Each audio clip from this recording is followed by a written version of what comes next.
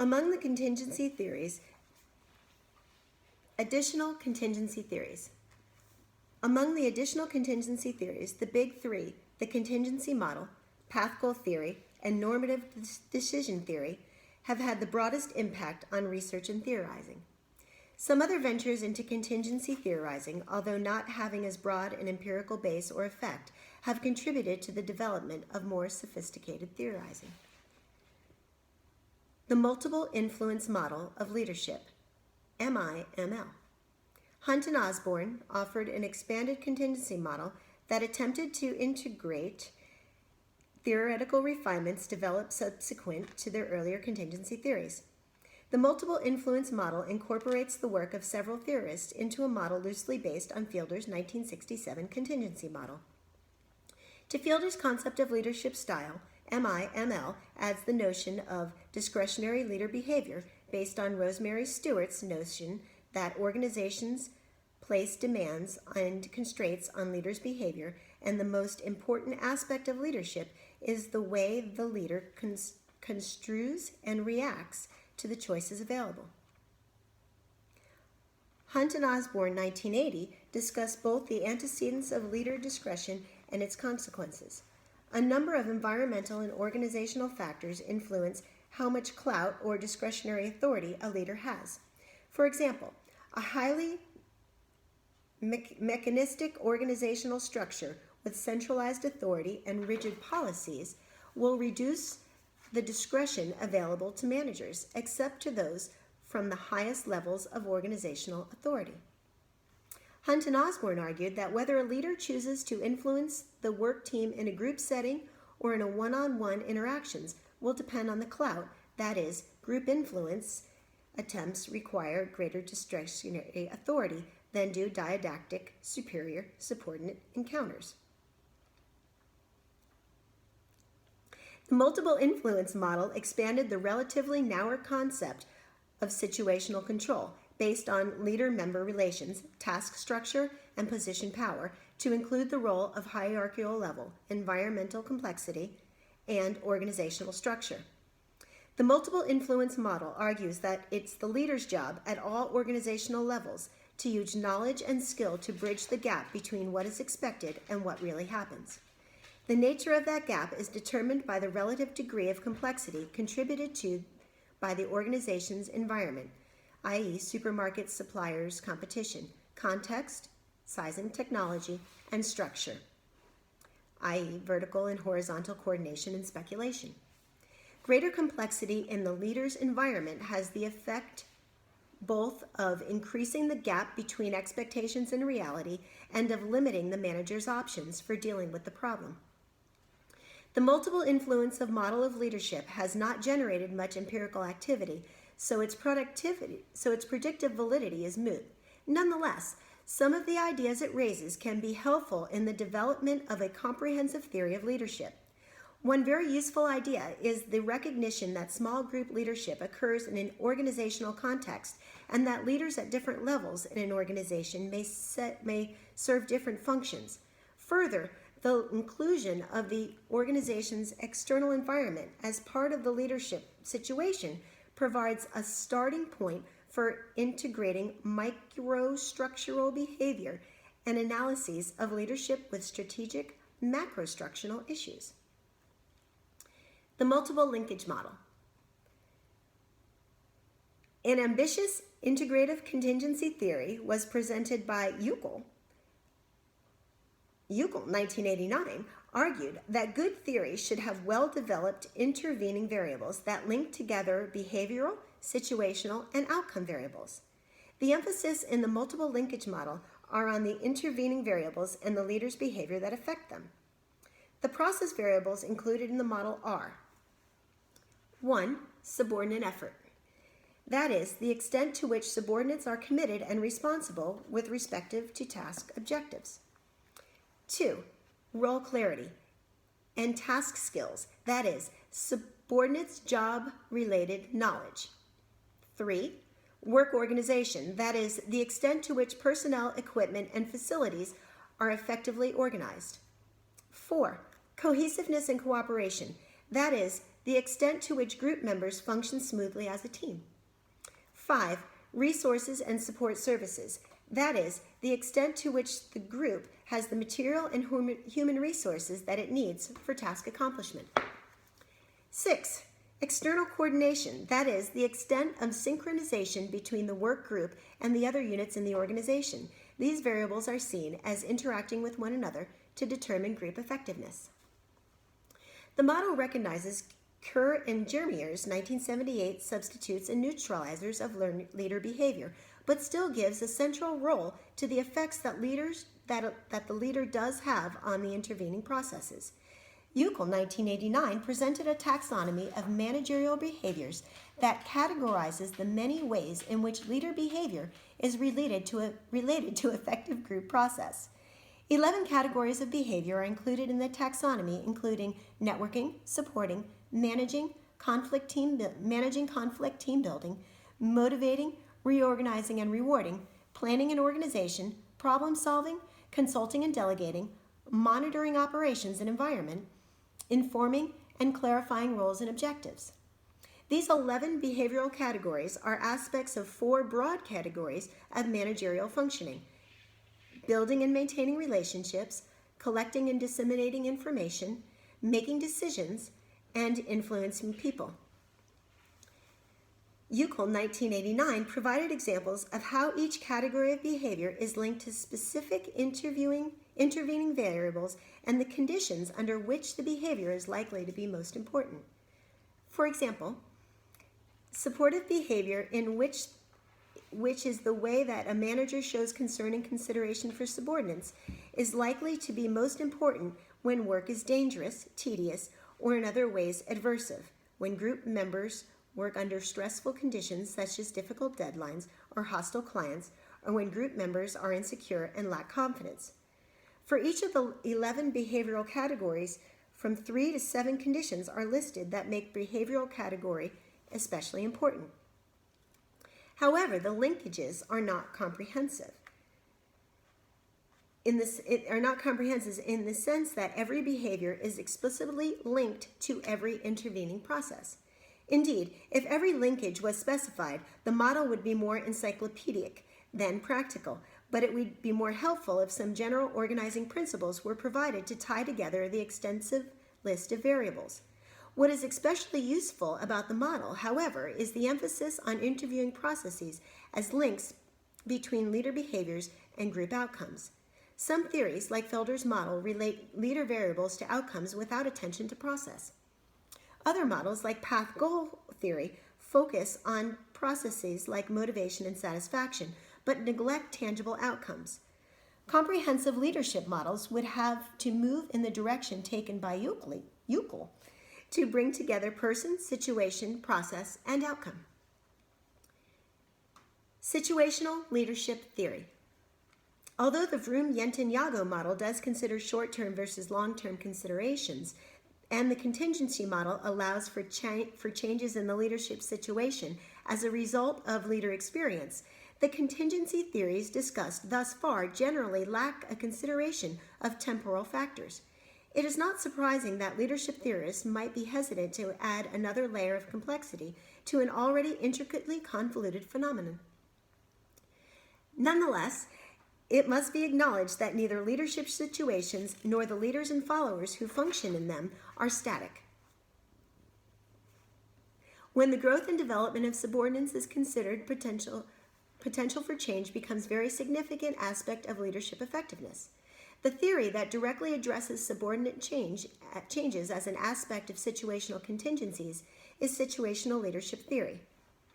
Perhaps the fact that situational leadership theory is primarily a training model whose authors have not sought extensive empirical validation made it impossible to include change factors that are relatively costly to address in organizational research. In any case, situational research theory builds a prescription for supervisory behavior based on the stage of development or maturity of the subordinate who is the target of the leader's influence efforts. The model classifies subordinate maturity in 2 dimensions: Psychological maturity, assessing for the follower's commitment, motivation, and willingness to act responsibly. And job maturity, which captures the follower's experience, knowledge, and understanding of task requirements. High psychological maturity reflects a willingness to undertake responsible tasks, whereas high job maturity reflects the ability to accomplish such tasks. Thus, a subordinate could be willing or unwilling and able or unable, with the lowest level of overall maturity being the unwilling and unstable subordinate, followed by the willing but unable, then the able but unwilling, and the highest level of maturity being both willing and able. The superior's behavioral options include the now familiar task-oriented, directive and structuring behaviors and the relationship-oriented, supportive and participative behaviors. Treated as independent aspects of the leader's style, high levels of either, both, or neither behavior could be adopted by the superior.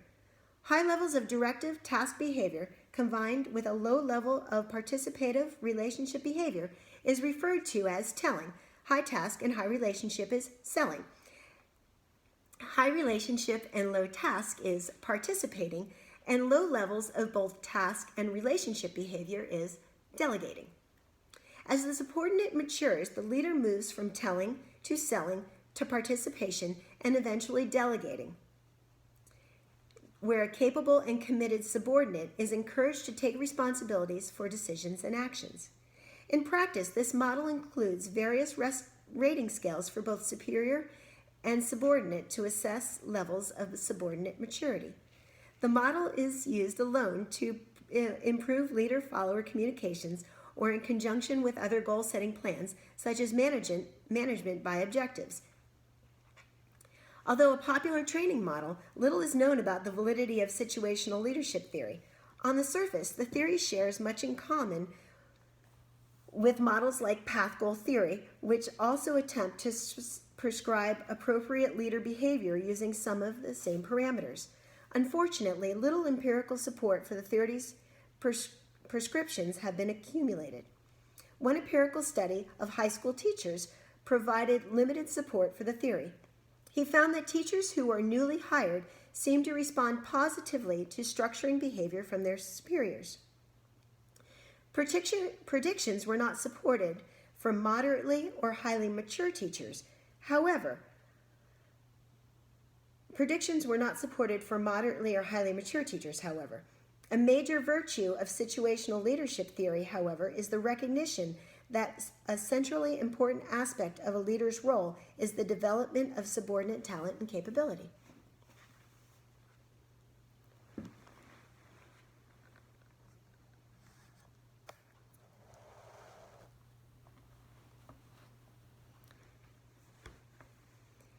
Integrating and reconciling the constructs and predictions of the contingency theories. This chapter presented 6 contingency theories of leadership. Progress in the leadership theorizing may result from the integration of commonalities and the reconciliation of discrepancies across these perspectives. Table 4.1 lists the 6 theories and compares them on the variables included in the models and their predictions concerning the relationships among these variables. Leader variables. Of the 6 models, 4 are quite comparable in the specification of the important leader variables. The multiple influence model and the multiple linkage model include leader variables, but are not as specific or limited in the set of behaviors or orientations of interest. Among the other 4 theories, considerable agreement exists. All 4 theories focus on the extent to which the leader emphasizes task-relevant directive and structuring issues versus relationship-relevant supportive and participative behaviors.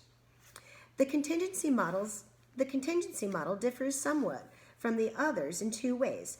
First, the leadership variable in the role, i.e., the LPC construct, is a value or a motivational orientation rather than a set of behaviors, even though it is assumed that these orientations are related to the behaviors.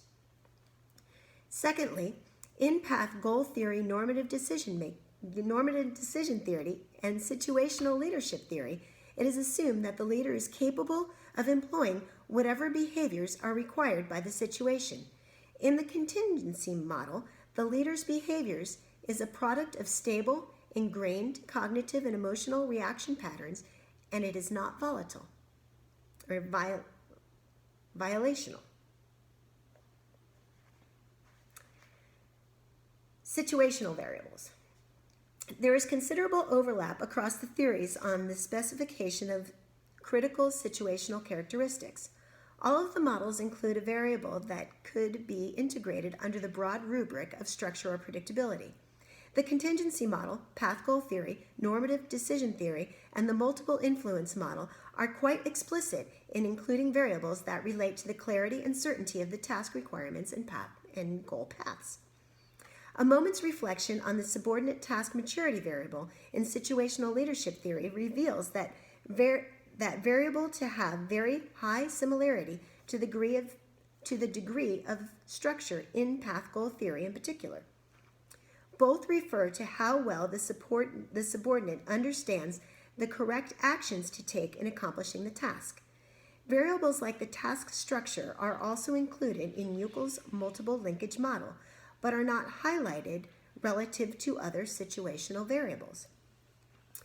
It can be argued that the variable of follower support is prominent in several of the models, even when not explicitly referred to as support.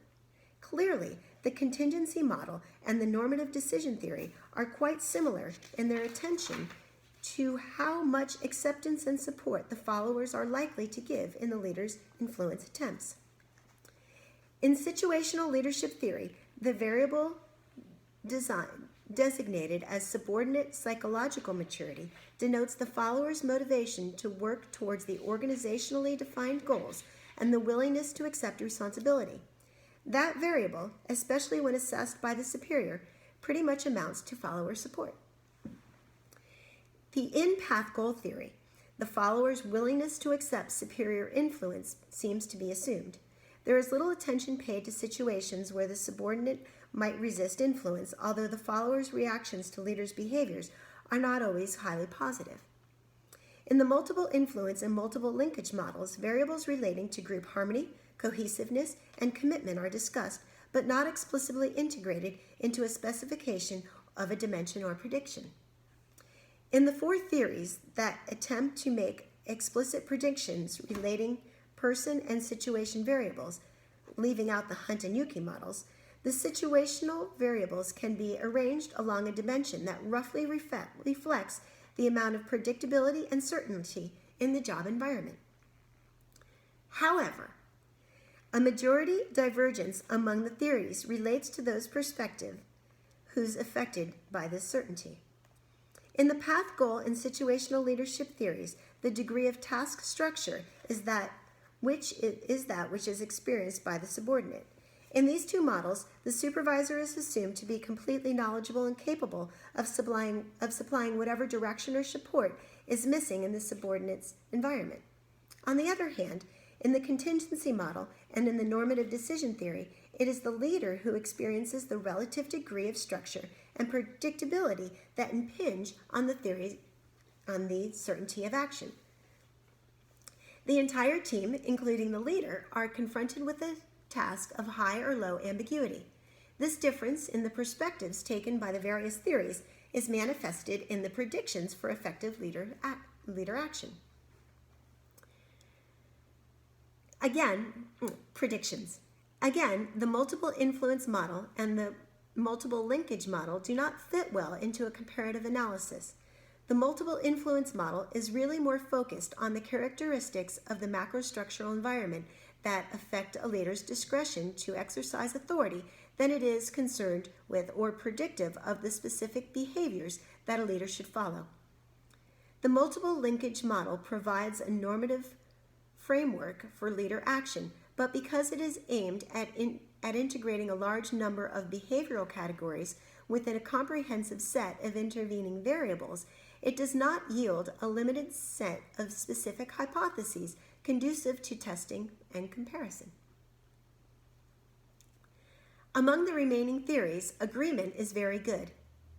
In the two supervisory theories, path, goal, and situational leadership, A task of capability of the subordinate to meet job demands is addressed by relatively high levels of structuring and directive behavior. Both theories suggest reducing structuring behavior when job and knowledge and structure are high. Under conditions of high structure but low morale, read low commitment in structural leadership theory, high levels of supportive behavior are prescribed. The situation in which both structure and interest are high calls for delegation in the situational leadership model, whereas situations like that are not included in the path goal model. The individual decision-making version of normative decision theory also recommends delegation in situations where subordinates know their jobs and are motivated to do them. In the contingency model and in normative decision theory, where the dissemination of certainty and predictability comes from the leader's perspective, and we are confronted with models of problem solving rather than supervision. In these models, high levels of structure and control allow the leader to act directively because of the extensive task knowledge without fear of follower dissatisfaction. When levels of follower support and acceptance are also high. In situations where certainty is more problematic due to either a lack of acceptance or a lack of structure, both theories opt for more participative styles, emphasizing consultation and power sharing. The models diverge in the most extreme case, i.e., low control in the contingency model and low structure, low acceptance in the normative decision theory, with the contingency model recommending tough-fisted directiveness, whereas normative decision theory calls for a high level of participation. This divergence may be attributable to a difference in temporal orientation of these two models. The contingency model was developed from data collection in vivo, using current productivity as the performance criterion. A set of conditions is likely to emphasize short-term outcomes. Normative decision theory is a deductive model with its roots in research and theorizing on the long-term benefits of participation on subordinate commitment and development. Some conclusions. If we step back on these theories and squint one eye closed, we can blend them together well enough to make a few summary statements. It appears that the contingency theories agree that the dimension of greatest importance in leader action is the degree to which the leader involves the followers in problem definition and decision making. The situational parameters common across these theories are those that contribute to a general dimension of clarity, predictability, and certainty. The relationship of leader action into situational demands depends on the perspective taken. The leader-oriented theories argue for greater consultation and participation that will facilitate creativity and/or acceptance on the part of the followers. The subordinate-oriented theories stress the importance of supplying followers with cognitive and emotional resources necessary to work effectively, but which are otherwise missing in the environment. Those resources include information, direction, counseling, support, and encouragement. From these models, we see that leadership involves direction and guidance, motivation and encouragement, support, reinforcement, problem solving, and creativity. Different environments and different people require a different mix of emphasis among these functions. That is the end of Chapter 4.